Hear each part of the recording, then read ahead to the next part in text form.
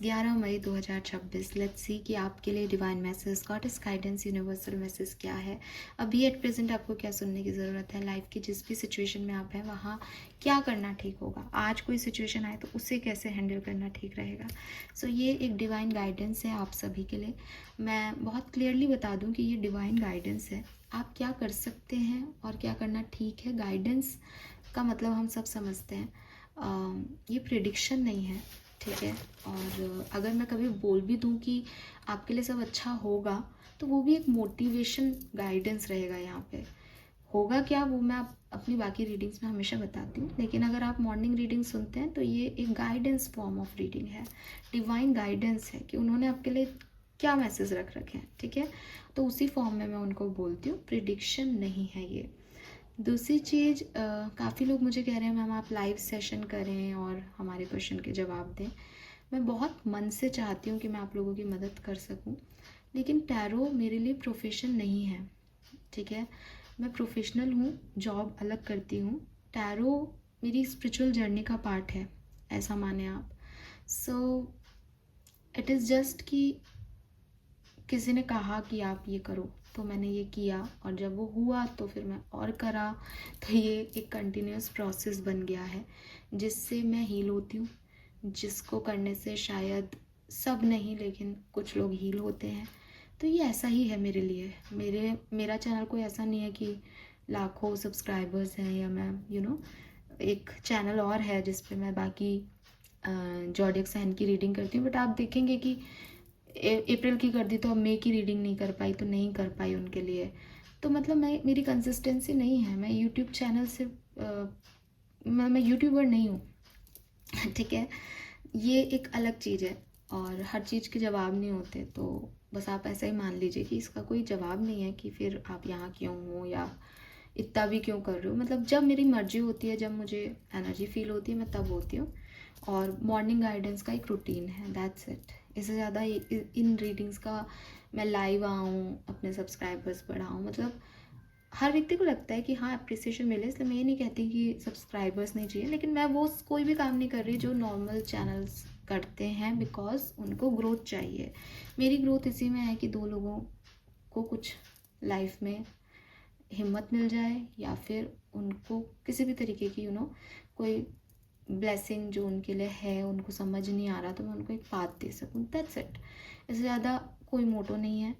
और कभी भविष्य में हुआ, क्योंकि सब कुछ वो देख रहे हैं, और ऐसा हुआ तब हम इस तरह की रीडिंग्स लाएंगे। अभी अगर आपको रीडिंग्स चाहिए तो अगेन टाइम लग सकता है उसमें, लेकिन मैं पर्सनल रीडिंग्स दे देती हूँ और उसके पैसे चार्ज होते हैं। अगर आप उसमें कंफर्टेबल नहीं हैं तो मैंने एक वेबसाइट क्रिएट की है जहाँ टैरो को शफल करके, अगर आप सच में डिवाइन, क्योंकि ये सब एनर्जी की बात है, आप वहाँ बैठे हैं, मैं यहाँ बैठी हूँ, तो टैरो या कोई भी भगवान है या नहीं है, ये जो स्पिरिचुअलिटी है ये सब फेथ पे चल रही है, ये सिर्फ एनर्जी पे चल रहा है। तो अगर आपकी एनर्जी जुड़ती है परमात्मा से, इस आत्मा की उस परमात्मा से एनर्जी जुड़ती है, अलाइनमेंट में आते हो आप, तो अगर आप वहाँ शफल करते हो कार्ड को, आपको वहाँ पे भी एक्यूरेट आंसर मिलेगा। इतना मैंने उसमें एनर्जी दी है। लेकिन अगर आपको ऐसा लगता है कि ऐसे तो हमसे नहीं हो रहा है, तो आप मेंबरशिप ज्वाइन कर लें। मेंबरशिप बहुत ही सस्ती है, 200-300 रुपये की बात है। और वहाँ पे आप जो है, मतलब जैसे मैं ये रीडिंग कर रही हूँ सबके लिए, वहाँ मैं सिर्फ आपके नाम की रीडिंग कर दूँगी, तो आपको काफ़ी क्लैरिटी मिल जाएगी, ठीक है। इससे ज़्यादा ऑप्शन मैं आपको नहीं दे सकती, जबकि मुझे पता है कि मुझे एक फैमिली भी देखनी है, जबकि मुझे पता है मुझे जॉब भी करनी है, और फिर मैं आप लोगों के लिए करूँ तो यस, ठीक है। होप कि आप लोग समझेंगे। नाउ हम रीडिंग स्टार्ट करते हैं। लेट्स सी 11 मई 2026 का divine message, goddess guidance, universal message क्या है। सबसे पहले आज के दिन की एनर्जी क्या है एक्वेरियस, कैसा है 11 मई 2026 का दिन। 11 मई 2026 का दिन।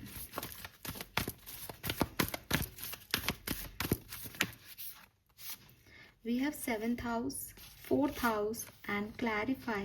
ओह वाह, तो पर्सनल लाइफ के लिए बहुत स्ट्रॉन्ग डे रहेगा, क्योंकि 4th हाउस आपकी मदर का, परिवार का, ननिहाल का घर है और रिलेशनशिप आई गया यहाँ पे। 7th हाउस पार्टनरशिप का घर है। तो 42 एंड 45 से 6 और 9 नंबर, 69 नंबर एंजेलिक नंबर है। मुझे ऐसा लगता है कि आपकी फैमिली में कोई गेट टुगेदर, आपकी फैमिली में कोई शादी ब्याह, आपकी फैमिली में किसी का कोई घर बन रहा है, फैमिली से रिलेटेड इवेंट्स पे आपका फोकस रहेगा। और अगर कोई फैमिली मैटर उलझा हुआ था तो वहाँ क्लैरिटी आएगी। ठीक है। Number 7, number 9, number 6, number 9, number 6, 7 ये सिग्निफिकेंट हो सकता है आपके लिए। तो रिलेशनशिप्स इश्यूज ख़त्म होंगे, रिलेशनशिप स्ट्रॉन्ग होंगे, परिवार में सुख समृद्धि आएगी, या किसी पर्टिकुलर सिचुएशन में जो है वो चीज़ें जो ख़राब हो रही थी वो ठीक होंगी।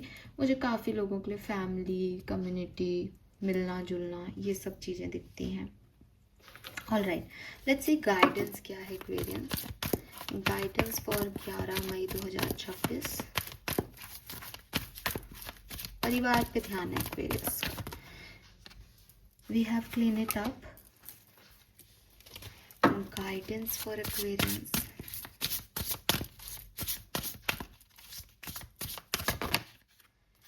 Throne, phoenix, wow, number 9 again. Number 9 significant हो सकता है। 6 भी वापस आया। 4242 एंजल नंबर भी आपको दिख सकता है। 14 से 5 नंबर सिग्निफिकेंट है। बॉटम में you can manifest your every wish. Wow Aquarius, this is beautiful. Again double 5 की ऊर्जा। तो एंजल्स आर हियर एक्चुअली, इसीलिए आपकी एनर्जीज में 42 से 66, 45 9 से 99, 14 से 5, मैनिफेस्टेशन से 5 और 23 से 5 की एनर्जी। सो क्लियरली यहाँ पे मैसेज है। मैं एक कार्ड और लूँगी आपके आर्क एंजल्स से, फिर आपको एक साथ रीडिंग दे देती हूँ। Message from archangels Aquarians 11 May 2026। Guidance for Aquarians. Thank you. Oh yes, you are correct. Oh my God, Aquarius, this is beautiful. This is so beautiful. I'm so happy for you.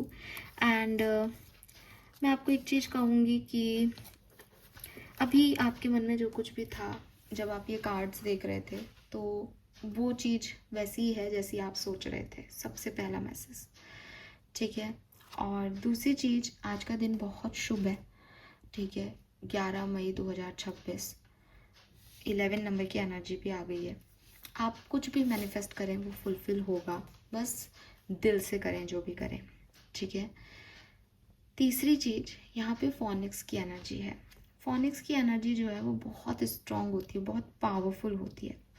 ये जो phoenix की energy है ये आपको कह रही है कि दुनिया में बहुत सारी चीज़ें जो हैं वो घटती हैं, होती रहती हैं, लेकिन हमें ये हमेशा ध्यान रखना चाहिए कि वो दुनिया की कहानियाँ हैं, ठीक है। लेकिन हमारी कहानी क्या है कि इस इतनी बड़े ब्रह्मांड में आपकी और मेरी इंडिविजुअल स्टोरी लाइन क्या है। किसी को क्या फ़र्क पड़ता है कि देश का प्रधानमंत्री कौन है, कि देश कैसे चल रहा है। अब आप में से काफ़ी लोग उठ के मुझे गालियाँ देंगे, अरे बहुत फ़र्क पड़ता है, पॉलिटिक्स में आओ। तो अगेन मैं पॉलिटिक्स में आऊँ, यहाँ मेरी इंडिविजुअल की बात हो रही है ना। मैं आऊँ, मैं कुछ करूँ, ये मेरी कहानी है।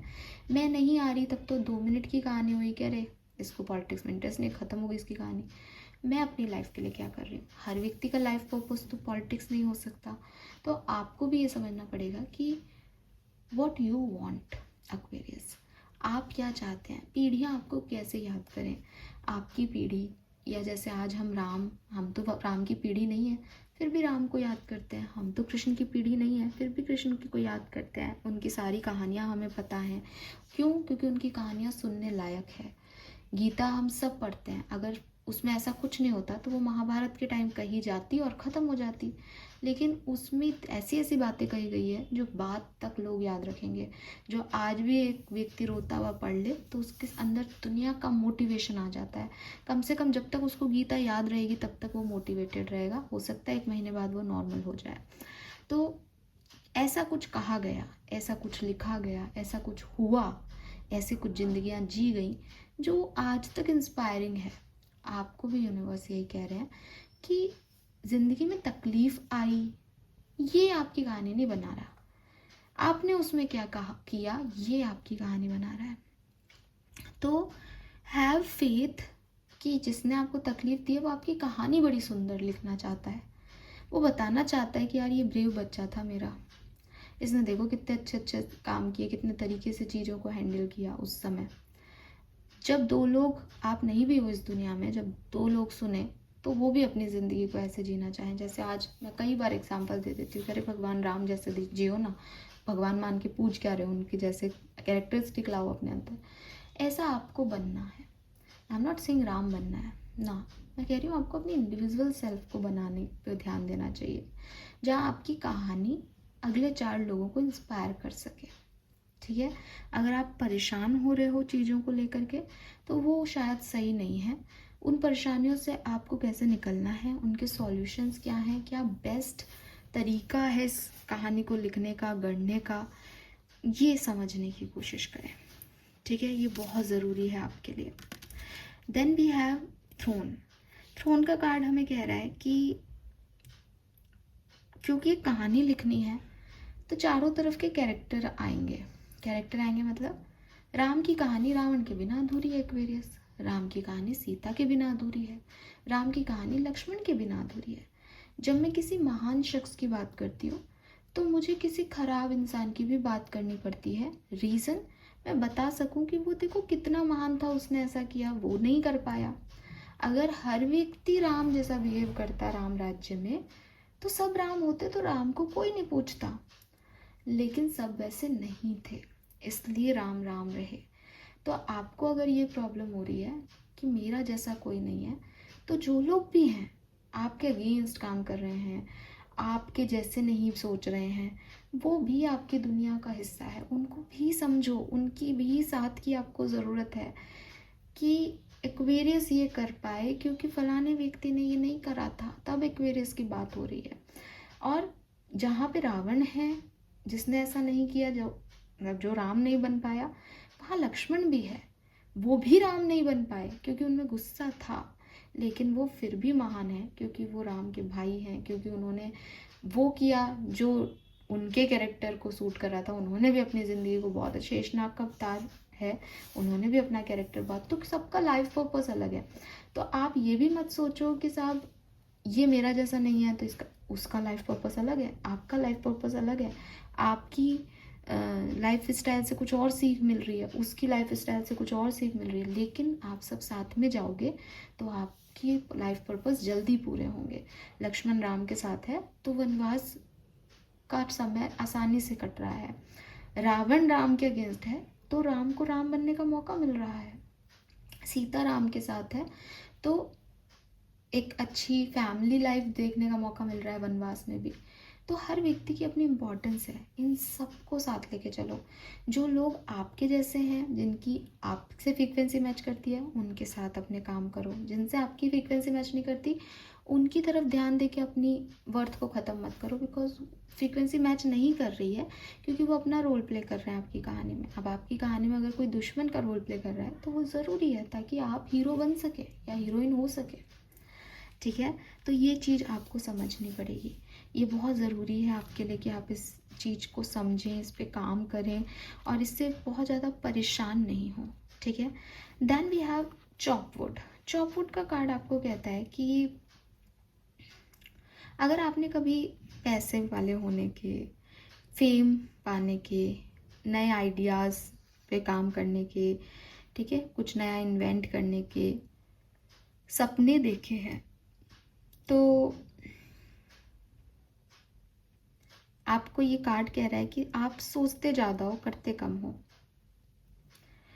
आप सपने बड़े देखते हो, सपने में खोए रहते हो, आपको लगता है ये भी हो जाएगा एक दिन, वो भी हो जाएगा, लेकिन यूनिवर्स आपसे पूछना चाह रहे हैं कि कैसे होगा ये, तुम्हारी क्या सोच है, कैसे हो जाएगा ये, तो तुमने क्या किया इसके लिए। तो आपको कुछ करने की ज़रूरत है। ठीक है, चाहे आप छोटा कदम लो, अगर आपको लगता है मैं तो यूनिवर्स का सोच रहा हूँ वो कर देगा, वो कैसे करेगा? आपको इनिशिएटिव तो लेना पड़ेगा, आपको उस रास्ते की तरफ देखना तो पड़ेगा, फिर वो मैजिक भी दिखा देगा।